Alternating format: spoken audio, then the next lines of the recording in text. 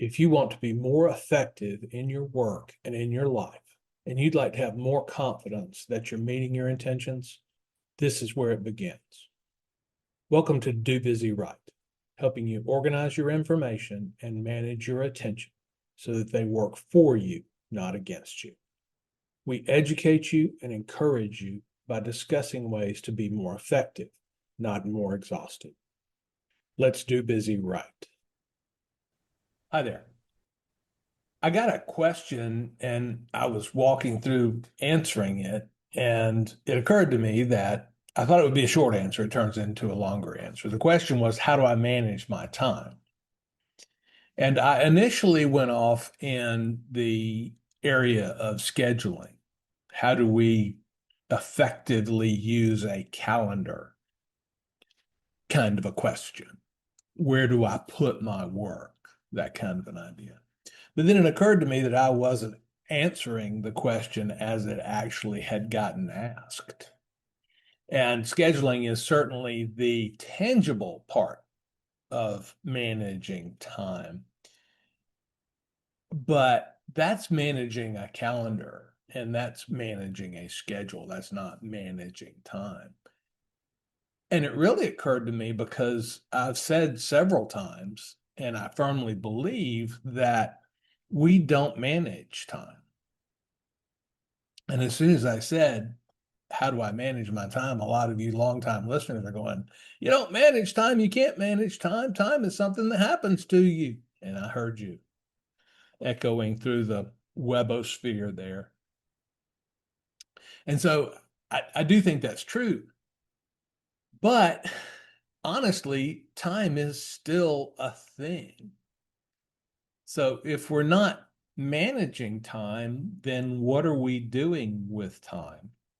And what is time doing with, for, or against us? And really trying to think through then what in this system is time. How does time factor into the system? And certainly we know some bits and pieces about that, and I'll detail all of this. And we know that when we start talking about this theoretical stuff, this is hardcore knowledge worker stuff. This is stuff that, as a knowledge worker and as somebody that's largely in control of your own tasking, somebody who has autonomy or a great degree of autonomy, you need to know how to deal with this. And so we got to have the right mindset about time, because if we try to manage the wrong thing, then our process is broke. So when we think about time, it occurred to me that time is the constraint on what we do.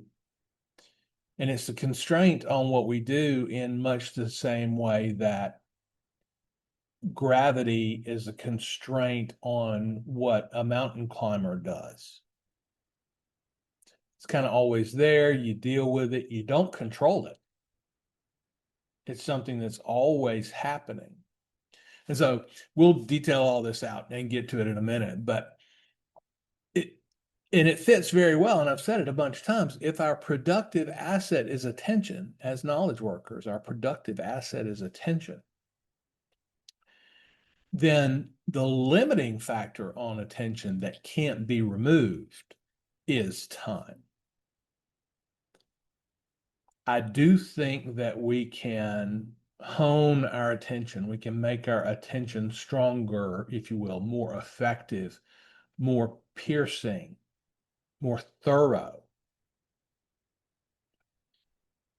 And I think that's important, but we'll never escape the fact that the limiting factor is time. Well, that made me think about this notion of constraints. And in the manufacturing process, there's a subset of thinking that's called the theory of constraints. And it was explained primarily in a book by a guy named Eli Goldratt. And the book is called The Goal. And it's the theory of constraints, but constraints work oddly here. Constraint means something specific. So here we're going to talk about how do we deal with the things that help us recognize that time is the constraint. In other words, if time is the constraint and we can't directly manage the constraint, then what things do we manage and how do we go about doing that? And we'll use some thoughts about system theory in order to figure that out. So the first thing I'll need to do is explain the system theory to you. I'm sorry. And then we'll talk about what does that mean in terms of how we approach managing our lives with respect to time as the primary constraint. And we'll talk about a couple of different concepts out of theory of constraints, but first I'll need to make sure that you understand what the theory of constraints is and what it says. So we'll do that, and then we'll talk about these different ideas of how to manage stuff, and I'll put the things that I've taught you into context in these different parts of what it is we need to do. I'm gonna make you smarter, okay? Work smarter, not harder. Okay, well, here we're gonna get smarter. And so you can start thinking about these things the right way and put them in the proper context. So we talked about the theory of constraints. And it's fascinating because the theory of constraints developed in manufacturing process and operations management. And so we're talking about factory floor stuff. And the notion of the theory of constraints, I think it's misnamed because the notion is that every system has what they call a constraint, and then they immediately turn around and refer to the constraints as bottlenecks. And bottleneck is a much better term for me. Okay. So any system has points in its flow of stuff in the factory floor. We're talking about material and product, where a particular step or phase of the process controls the overall throughput of the system. Now, the reason it's called a constraint is because that's a limit. This bottleneck or constraint is some particular part of the process. Think of it like the center part of an hourglass. Okay, you can have all the sand in the top that you want, and it can be doing whatever it needs to be doing. But the amount of sand that gets down to the bottom per unit time is governed by the diameter of that pinched waist in the hourglass, and that's why it works. And if you want more sand to get through more quickly, then you've got to do something about that pinched part of the hourglass. Maybe you drill it out and make it bigger. Maybe you put in another part, another bypass there where sand can flow around it. But you get the idea. So that's what I want you to think of, is that pinched part of the hourglass when we talk about a bottleneck. And when we use the theory of constraints to do this, then it talks in very clear language about how to identify bottlenecks, what to do about bottlenecks, what to do about the rest of the system that's not a bottleneck, so that the system can be efficient in its throughput, in its flow. And that's really what we want in our productivity system. We want work, knowledge, information to flow seamlessly through our system at some predictable rate, so that then we can manage and we can start deciding what's in and what's out and what's most valuable and all these different kinds of things. So that's where the theory of constraints comes in. So what we want to do is we want to get to our productivity system. And again, this is the big picture of how do I manage my time. We want to get to the point where our productivity system is in fact a system. And we'll talk about what that means. And to say, now we can analyze it for the bottlenecks. What things are, and there's just a few of them in any system. There's probably, in point of fact, only one bottleneck that's active at any one time. And it would be weird for there to be two bottlenecks that were active at the same time, because the bottlenecks would have to have the exact same throughput. And it gets really strange in terms of systems theory, but I won't drag us all that far down into the detail. So then we got these bottleneck ideas. Now, when we think about the theory of constraints, and I say time is the constraint, that's where I think the terminology gets a little weird, because the theory of constraints doesn't talk about time and gravity and friction as constraints. It talks specifically about these bottlenecks as constraints. So, but the analysis is still there, bottlenecks. And we need to get to a position where we can look for bottlenecks in our own productivity or time management system in the big picture. Now, that said, when we look at our own productivity system, lots of normal limiting factors that would be present in a factory are already absent for us as knowledge workers. One of the things that governs the throughput of any physical process is this notion of friction. And so there's only so fast a machine can go before the machine breaks. Another concept that we probably share in productivity along with a factory floor, at least metaphorically share, is energy. Energy is an input. And we can moderate that. We can always get more energy. So that's the difference. Energy is something we can buy more of, get through more of. Friction is something that we can only deal with to a limited degree, like time. Okay. But there are many of these on the factory floor limiting factors. Another example is when we talk about delays in a process. We talk about things have to heat up, and that's governed by thermodynamics, and things have to cool down, and all of these physical things that govern a factory process are really absent in our mental processes. There's no set amount of time it takes to have an idea, for example. But time, okay, is definitely one that heavily weighs as a constraint on us, not as a bottleneck constraint, but as a general constraint. We can't do anything about it. So time is not an input.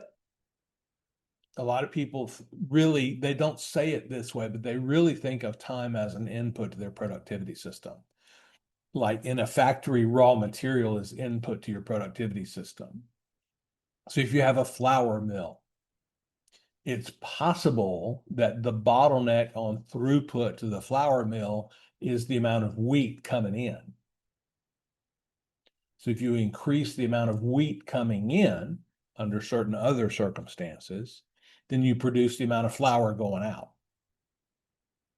That is definitely not true with time and productivity. First of all, you can't increase the amount of time indefinitely. You really can't increase the amount of time at all, but you could put more hours in. That's what people mean when they say, I'm going to use more time. But that has hard limits because of the nature of our psychology. So think then of time as this constraint. And just like in a physical factory, gravity is not an input, it's not an asset. Friction is not an input, and it's not an asset. These are just laws that govern generally what's happening in the process. And they tend to be things that make up bottlenecks. The behavior of gravity can make up a bottleneck. So we need to lift things and they're heavy, for example.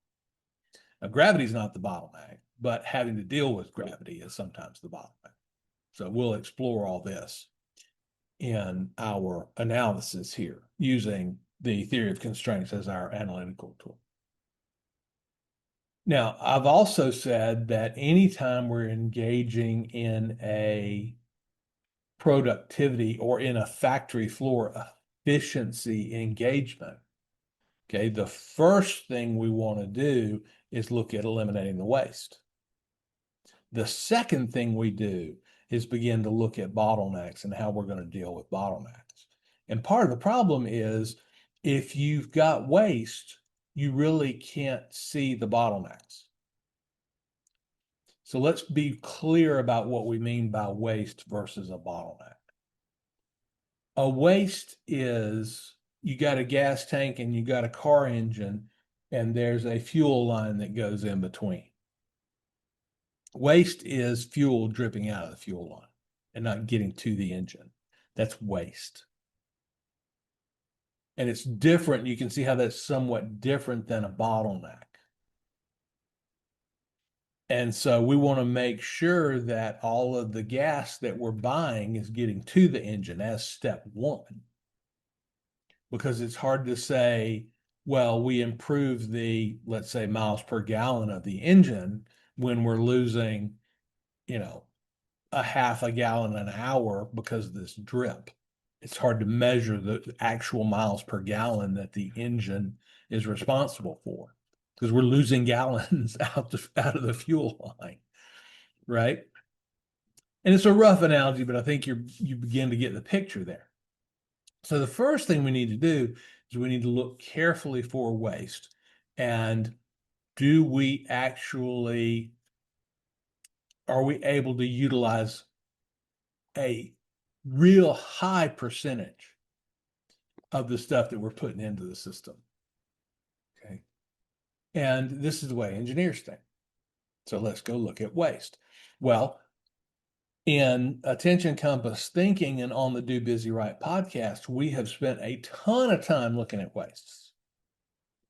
And you'll recognize them when I lay them out for you again. I'm going to do that just in case we've got new people that come in all the time. Just in case you haven't heard this, I'm going to run it down for you because it's critically important. So we look at waste and we say, okay, well, let's look for waste. Okay, well, waste here is waste of attention. It's only secondarily a waste of time. And here's what I mean by that. You can consume time without applying attention, but you can't apply attention without consuming time. So it's where is our attention? What is our attention focused on? That is a primary producer of waste because we really, unless we're asleep or drugged in some way, we really can't turn off our attention and we're giving it to something all the time. It's very hard to turn it off. And so the question then becomes, are we attending to the right things or are we wasting our attention? Now, this is where I get in trouble with people. There are big picture things that could be wastes, like what's one of my favorites? Binge watching Netflix might be a waste. I don't bang on that because it's also relaxation, and I don't believe that our attention can usefully be deployed for 16 hours a day. I think it's not built that way. And there's scientific evidence to support that. And you may have heard me tell the story about the violinists, these virtuosos who work on their violin playing 4 hours a day in 2 2-hour spurts. And over centuries of practice, this is where these people have decided that this is the best process. And it's just because if you're really focusing, you can't really focus hard for indefinite periods of time. So that's that. So I'm not necessarily talking about, running around on, binge watching Netflix, these kinds of ideas. Entertainment. I'm not entirely comfortable saying entertainment is a waste. I do think that we, as particularly in the Western culture, are over entertained, but that's a different subject altogether. So we look at waste within the process. And so the biggest waste that we have with our attention is task switching. And it's switching our attention from one place to another. And we've talked about this a lot. And there are basically three things in our world that cause us to unnecessarily task switch, to unnecessarily move our attention from one thing to another. I say unnecessarily, generally, there are emergencies, but generally it's unnecessary and we just allow it to happen. So this is a waste. Our attention is dripping out of the fuel line and it's never getting to where we intended it to go. So it can't drive our productivity engine the way we want it to. The first two are pretty much mindset changes, and we've talked about them a bunch: interruption and multitasking. Interruption is external claims on your attention that cause you to lose focus on what you're intending to focus on and then focus on something else. Interruption. Two is multitasking, which is failure to focus on one thing at a time, and it's a conscious choice. We say, I'm going to multitask. Now, that does not mean that there are not environmental triggers that push us in the direction of multitasking, but it does mean that we can choose to not attempt to do it. So those first two things, pretty much mindset changes. For interruption, use the tools at your disposal. Close your office door, turn your phone off. The reason we don't do this is because we're afraid. So begin to test that fear. Close your door for short periods of time and see if anybody gets upset with you. Delay answering emails so it's not immediate and see if anybody gets upset with you. And I'm talking about 30 minutes here. I'm not talking about 2 days. So we can exercise that. So that's interruption. Multitasking is clearly just a decision. I don't attempt to multitask. I want to focus on one thing at a time. So those two pretty much mindset changes because we've got processes in place to deal with. The third way is distraction. Takes more finesse. We've talked a good bit about how to deal with distraction. I say it takes more finesse because you can't deal with it directly. You have to deal with it indirectly. And distraction is a function of how many things you try and store in your skull. Well, things have to be stored. So if you're not going to store them in your skull, then you got to store them somewhere else.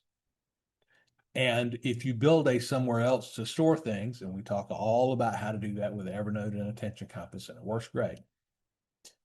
Even if you're putting things in this external storage, it takes a little while for your brain to recognize that it doesn't have to hold on to them.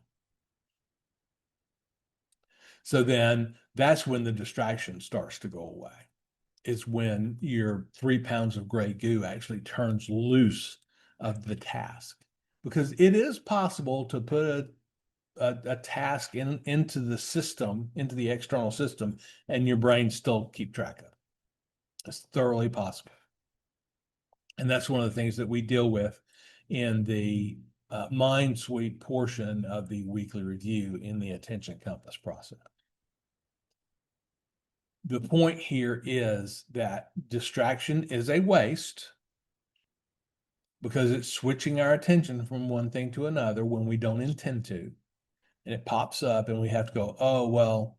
And the other thing about distraction that's really interesting is that it tends to lead to multitasking.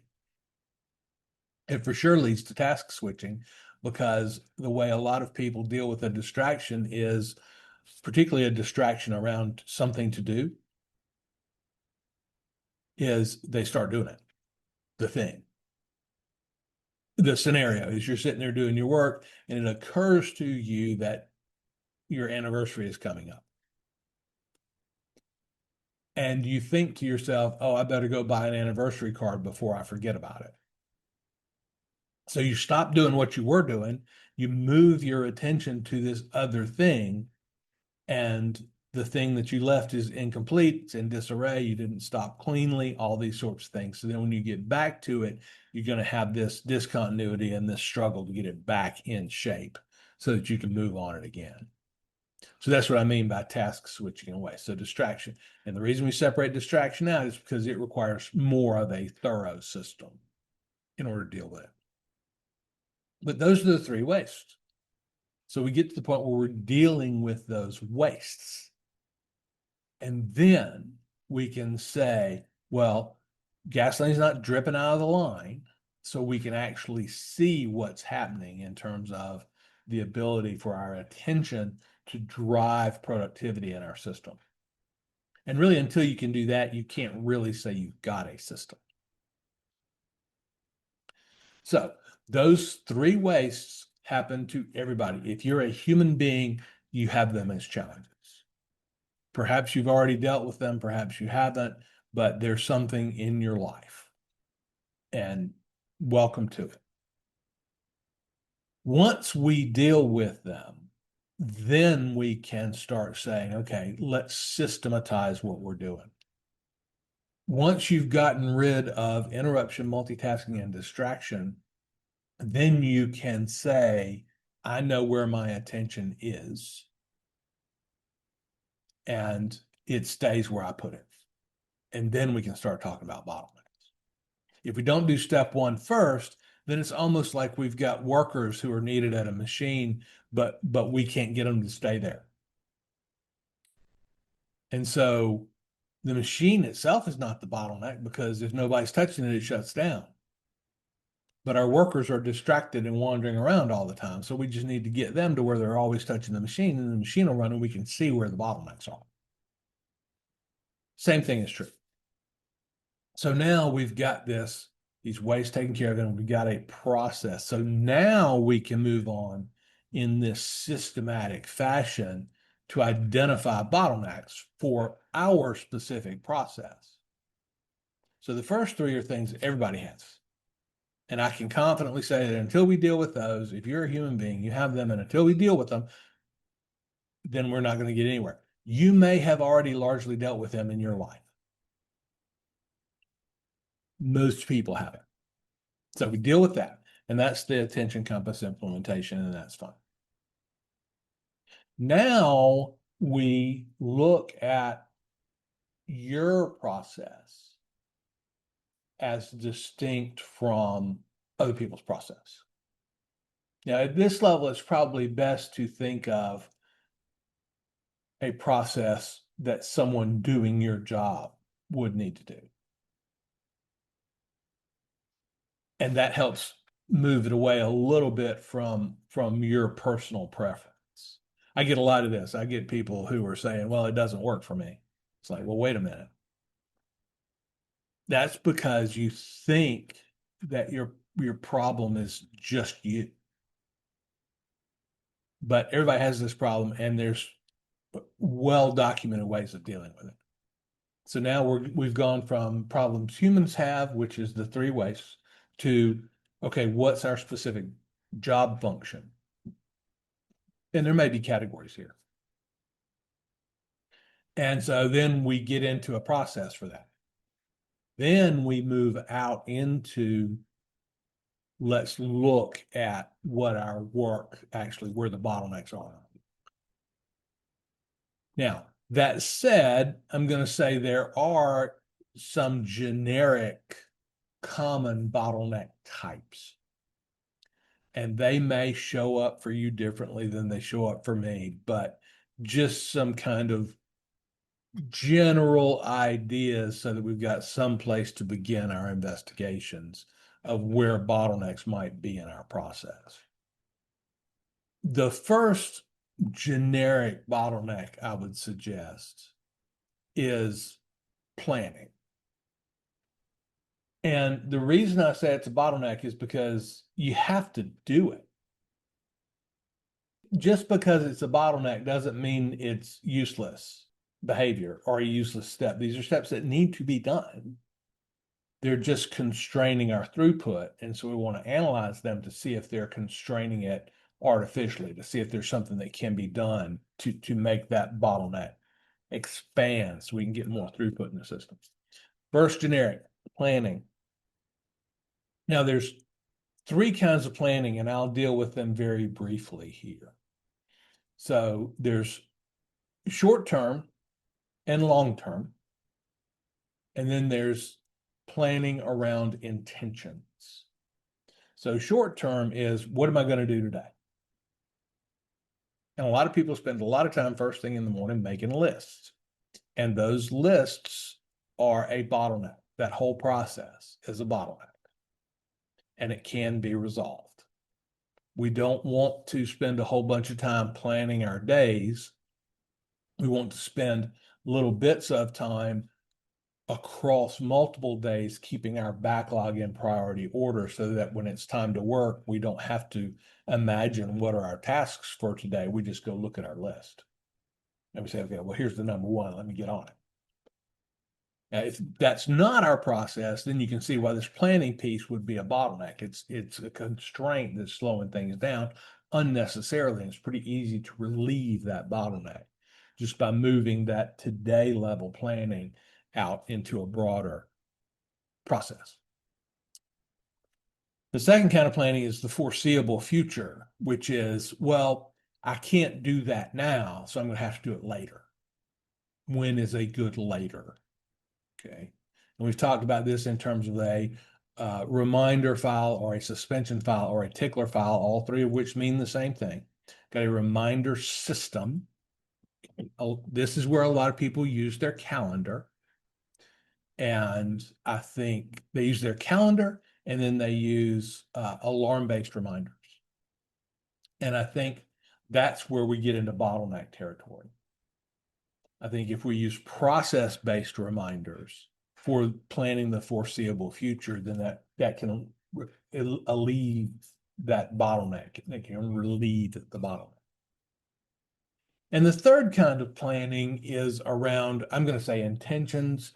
A lot of people will call this goal setting, but goal setting has all kind of baggage that goes along with it I don't want to deal with right now. So we'll just say intention. So I have an intention to get a graduate degree so that I'm better at my job and have better career opportunities going down the future. This is not something that you can do in a week. So I got to get my finances together. I got to check with my company and see what their policy is about this stuff in terms of time off. I got to talk to my spouse and recognize there's going to be this extra time sink.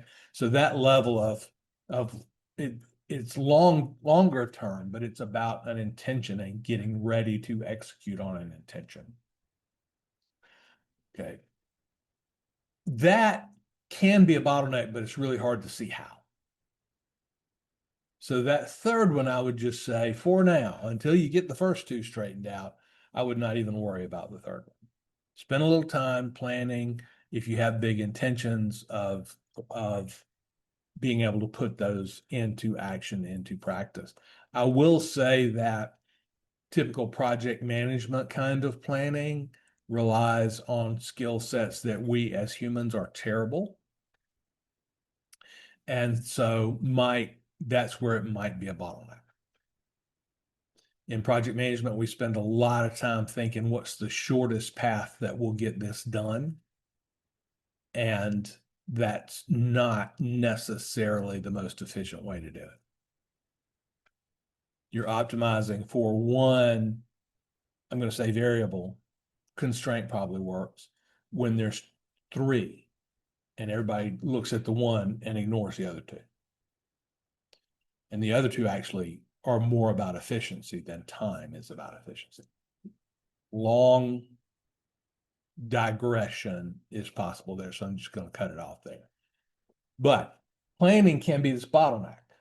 Today, the foreseeable future, and intentions. So if you get your interruptions, multitasking, and distraction taken care of, then go look at your planning process. And we've talked a little bit about this, about how a to-do list as typically executed is a bad idea. So the second kind of generic bottleneck, I'm going to say, is maintaining awareness of our environment. We have to be aware of our environment. There's no way around it. We can't wall ourselves off. We've got customers, we've got people who depend on us, we've got people that we depend on. all of this sort of thing. And so we do have to be aware of what's going on out there. A great example is awareness of what our customers are doing and thinking, what they want from us. So that's important. Now, how does it turn into a bottleneck? Well, I think there's two primary ways. So one is Stephen Covey, one of the big ideas in his book, The 7 Habits of Highly Effective People, is the notion of a circle of control and a circle of concern. Sometimes it's called sphere of control and sphere of concern. So the circle of control is where we actually have agency in the world. And the circle of concern is the things in the world that we're aware of, that we keep environmental awareness of. And Covey's point is that the circle of control and the circle of concern should highly overlap, if not completely correspond. And I'm thinking I got a Venn diagram in my mind here. Now, so when we're talking about maintaining awareness of our environment, maintaining awareness is this circle of concern. And I think that the bottleneck maybe we're spending a bunch of attention on a circle of concern that's outside of our circle of control, our circle of influence. And so we're familiar with a whole bunch of things that don't matter to us. And we spend a lot of attention maintaining our awareness of those things, when in fact, it's not helpful, useful, practical information for us. I don't want to skewer anybody's sacred cow here, but a lot of times people that are over consuming news broadcasts, for example, are engaging in this kind of bottleneck behavior. I don't call it a waste because it's something that has to be done. We do have to maintain awareness of our environment. Okay. So first part of the bottleneck here is, are we spending a bunch of time maintaining awareness of an environment that doesn't matter to us? That's the first one. I'd say the second piece is the intensity of our awareness of our environment. So assuming that the circle of concern does have a high degree of overlap with the circle of influence or the circle of control, it's also possible that we could have a bottleneck around the level of intensity of our awareness. And this is a hyper focus and a hyper reactivity to the things that we should be aware of. An example would be, unless you're in the restaurant business, it's not necessary for you to know what your customer had for lunch. And if you spend a lot of attention maintaining an awareness on that part of the environment, then that's probably a bottleneck. And you might want to think about that. It's kind of a silly example, but you see what I mean. Now, it's different in different areas. If you're in the food service business, it's very important to you to know what your customer had for lunch. And so just those two pieces. One is, where is our environmental awareness pointed? What things are included in our awareness? And two is the intensity of that awareness, because the intensity of it takes more attention. If we're intensively aware of it, that takes more of our attention than if we were just generally aware. So that's something that we can adjust the slider on and take care of. And I say this because there are a lot of people who are hyper aware of what's going on, and they pay, this is going to sound weird, they pay too much attention to their customers, and they don't focus their attention. Enough said there. That's the first two generic bottlenecks. The third generic bottleneck I call the efficiency of sub-processes. And this too breaks down into two pieces. So part A of the efficiency of sub-processes is, are we dealing with sub-processes that we shouldn't be? Meaning, are we doing things using our attention in areas that we probably shouldn't? And this is an area of delegation and automation. So the bottleneck is there are processes that we attend to and we don't think carefully about, are they the right things for me to attend to? The right things for me to be doing. We just do them out of habit. We do them out of a false savings of some variety, whatever that is. So we want to delegate and automate here. Okay. If you spend a lot of time if you spend a lot of time deleting spam emails, then this is your problem.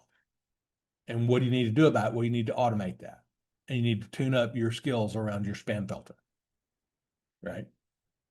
And that way these things never show up, so you don't have to delete them. That's a kind of a trivial example of what I'm talking about. So part B of the efficiency of sub-processes then is, would it be useful for us to be more efficient with some sub-processes? And by that, I mean, can I get better at what I have to do? And a great example here is typing speed. You can't really delegate the keyboarding completely, so you might as well get really good at it. So that's the kind of thinking there, but that's the efficiency of sub-processes in the two ways that work. So we've got this areas of waste we've dealt with, and then now we've got a system, and so let's look at potential bottlenecks, and we've talked about 3 or 7 generic bottlenecks, depending on how you count it. But just to make you aware of some areas where you could look for bottlenecks. And then decide what they are, then decide how to, ease that bottleneck, make that bottleneck capable of more throughput, such that if it's the governing area in our overall system, then our overall system expands and has more throughput. Now, I will say, I've said this before, I think we make an error in that we start working on phase 2 before we get phase 1 straight. By phase 2, I mean this engineering, this hunt for bottlenecks. And I think we got to make sure that we don't have gasoline pouring out on the floor before we worry at all about the bottlenecks. In my experience, there's more gasoline running out on the floor, and it's cheaper to fix than it is to re-engineer a whole bunch of processes. Now, one of the primary ways that I see people getting phase 2 ahead of phase 1 is there's a lot of people out there that are spending a whole lot of time and attention trying to find the best tool. Well, you can have the best tool you want to have. You can have the best planning tool. You could have a crystal ball and a genie operating it that tells you the future. And if you're constantly interrupted, task switching, distracted, you're not going to have time to utilize the crystal ball. And that's what I mean by getting the wastes taken care of first. And then once that's done, then we can start looking at our process, because then we have a process that we can begin to analyze and apply some science to in order to understand where these bottlenecks, these constraints might be. And then we've got an opportunity to dig in and look for those sort of things and really think about, okay, well, what's our throughput and how can we expand that bottleneck so that our throughput increases? Looking for the new app, trying to figure out, another example of this is if you haven't dealt with the 3 wastes and you spend a whole bunch of, you have intention to spend a bunch of time learning to improve your typing speed. All right. Well, if you haven't dealt with the wastes, then your effort to improve your typing speed is going to be inefficient because you can't focus on it. You're constantly distracted. and you plan to have some typing practice every day, 15 minutes of typing practice, but you're constantly interrupted or distracted and you never get around to it. So that's an example of doing the second thing first. So interruption, multitasking are layer one, and they're really the easy ones to deal with because they're just mentally doing something. Use the tools that are in your environment now to deal with interruption. Turn your phone off. Put it in another room so it cannot interrupt you. Get away from multitasking. It's a decision that we make to multitask. And so we can make the decision to not multitask. Now, I'll give you some grace on the third one, the distraction thing, because it's actually more technique rich to deal with distraction, but we also know how to do that. So that's the attention compass piece. The attention compass piece also, by the way, helps us deal with interruption and multitasking. It's a little more subtle. So all of this together then is how we, back to the top, the question that launched us on this, how do we manage time? In other words, what is the thought process around managing time? And I would say, okay, time is not an input and it's not an asset. It is a constraint on our process. And then we start thinking about the theory of constraints and bottlenecks and how does that work? Well, when is the right time to approach the bottlenecks? After we've got the waste taken care of. Wastes come in three flavors: interruption, multitasking, and distraction. You've heard me say that a lot. The first two are a mental choice. The third one, you need a tool, and we can help you with that in Attention Compass. And then once we've got that set up, then we can start looking at our process, our knowledge work processes, and really start to drive efficiencies, remove bottlenecks, and get better at what we do in terms of throughput in our day-to-day work life. So I'm very excited about this idea, and I hope it's clarified some things for you. I hope that your takeaway is, you know what? I'm spending a lot of my attention on a phase 2 activity when I've still got problems in phase 1. So let me go deal with phase 1.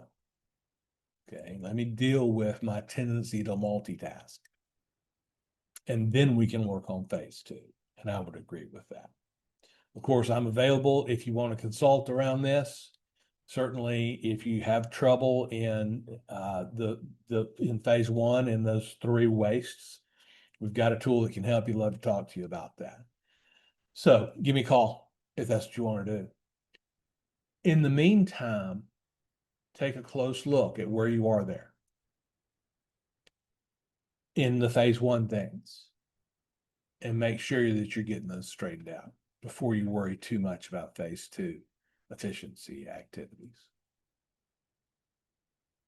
Reach out to me, comments on the podcast. Love to hear from you. Or if you want to get together and do some work, or if you just want to think about some stuff together, happy to have a conversation. I'm not hard to find. Find me on LinkedIn or hit me up at larry@dobusywright.com. So I'd love to hear from you.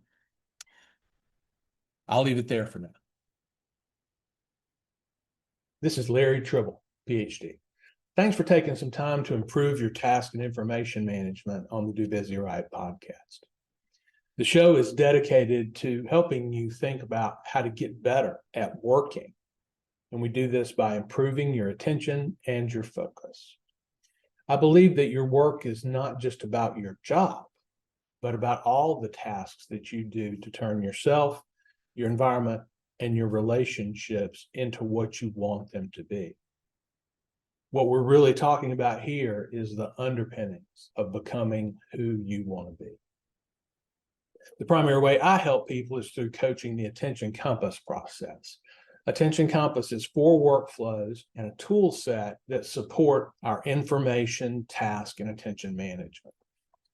I help people with big goals to build habits that put them in a position to achieve. We do this by eliminating wasted time and wasted attention. If you'd like to know more, you can find me on LinkedIn or go to dobusywright.com for more information. Have a good week. more effective and less exhaustive. Do busy right.